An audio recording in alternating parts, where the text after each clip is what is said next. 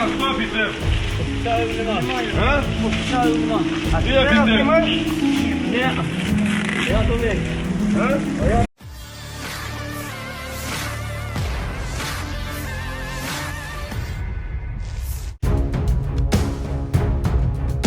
Tak bisa melakukan apa-apa, beginilah ekspresi sejumlah tentara Ukraina yang tampak pasrah saat ditahan militer Rusia. Rekamannya ramai beredar di media sosial Telegram pada Sabtu 20 Januari 2024. Disebutkan dalam keterangan unggahan, militer Rusia kembali berhasil menyerbu dan merebut posisi Ukraina yang lain. Hasilnya seperti yang terlihat dalam rekaman. Sejumlah prajurit angkatan bersenjata Ukraina ditangkap oleh pasukan Rusia di arah Avdiivka.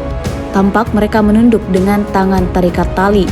Tidak diketahui pasti seperti apa kondisi prajurit ini selanjutnya. Sejauh ini belum ada tanggapan resmi dari pihak angkatan bersenjata Ukraina.